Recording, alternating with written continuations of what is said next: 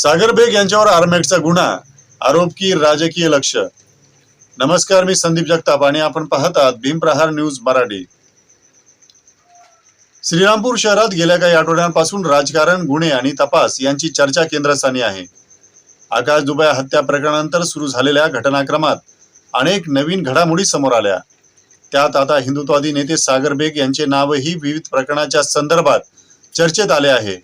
या सर्व घटनांमुळे शहरात एकच प्रश्न विचारला जात आहे, हिंदुत्ववादी नेते सागर बेग यांच्यावरील आरोप हे केवळ कायदेशीर प्रक्रियेचा भाग आहेत की त्यामागे राजकीय षडयंत्र? त्यामुळे आरोप करणाऱ्यांचा दावा तपासण्यासारखा आहे। आकाश दुबे हत्या प्रकरणानंतर श्रीरामपूरमध्ये व्यापारी, नागरिक आणि विविध सामाजिक संघटना आणि राजकीय पक्षांनी मोर्चे काढले।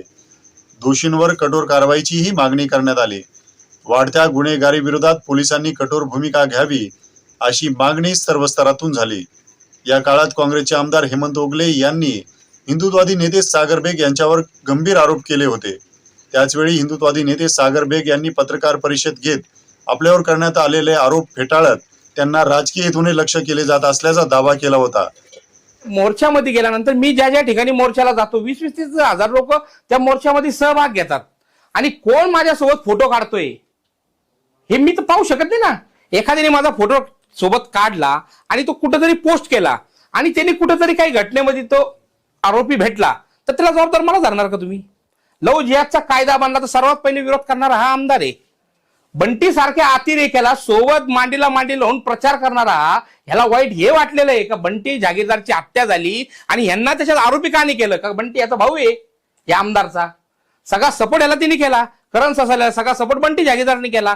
अतिरेकी यांना चालतात, पण कुठला तरी माणूस गुन्हेगारी क्षेत्रातून येऊन धर्माचं काम करत असेल तर तो माणूस यांना कायम गुंड वाटतो। उपलब्ध अधिकृत माहितीनुसार आकाश दुबे हत्या प्रकरणात सागर बेग यांचा कोणताही सहभाग असल्याचा निष्कर्ष अद्याप तरी तपास यंत्रणांनी जाहीर केलेला नाही। दरम्यान श्रीरामपूर पोलिसांनी गुप्त माहितीच्या आधारे शहरातील एका फ्लॅटवर कारवाई केली। पोलिसांच्या माहितीनुसार या कारवाईत एक पिस्तूल, 2 जिवंत काडसुते आणि काही कागदपत्रे जप्त करण्यात आली होती। या प्रकरणात सोनू बेगसह काही व्यक्तींविरुद्ध आर्मॅक्ट कायद्याअंतर्गत गुन्हा नोंदवण्यात आला। या प्रकरणाचा तपास सुरू असतानाच पुढे आणखी काही तक्रारी आणि गुन्हे समोर आले। त्यात सोनू बेगवर पोक्सोसह लैंगिक अत्याचाराचे गुन्हे दाखल करण्यात आले। यानंतर शिर्डी पोलीस ठाण्यात एका महिलेने 0 FIR दाखल केला। तक्रारीनुसार संबंधित महिलेने हिंदुत्ववादी नेते सागर बेग यांच्यासह सोनू बेग यांच्या विरुद्ध धमकी, शस्त्र दाखवून दबाव आणल्याचे तसेच आरोपी बाबू साळवे याच्यावर लैंगिक अत्याचारासंदर्भात कथित आरोप केले आहेत।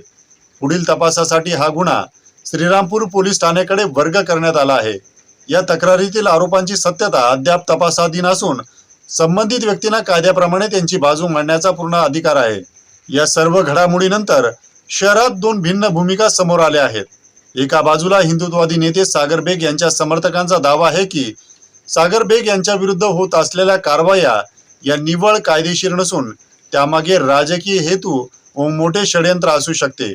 त्यामुळे या घटनेचा सखोल तपास होणे गरजेचे आहे। हा दावा संबंधित समर्थकांचा असून त्याची स्वतंत्र पुष्टी झालेली नाही। त्यामुळे आज श्रीरामपूरमध्ये अनेक प्रश्न उपस्थित होत आहेत। आकाश दुबे या प्रकरणानंतर समोर आलेल्या विविध घडामोडींचा परस्पर संबंध आहे का? सागर बेग यांच्यावरील आरोप तपासात कितपत टिकतील? पोलीस अधीक्षक मुमुक्का सुदर्शन यांनी श्रीरामपूर शहरात तक्रार निवारण दिन आयोजित केला होता, तेव्हा या महिलेकडून तक्रार दाखल का केली गेली नाही? राजकीय आरोप प्रत्यारोपांचा तपासावर काही परिणाम होणार का? या सर्व प्रश्नांची उत्तरे तपास यंत्रणा, पुरावे आणि न्यायालयीन प्रक्रियेनंतरच स्पष्ट होतील। तोपर्यंत कोणत्याही व्यक्तीला केवळ आरोपांच्या आधारे दोषी किंवा निर्दोष ठरवणे योग्य ठरणार नाही।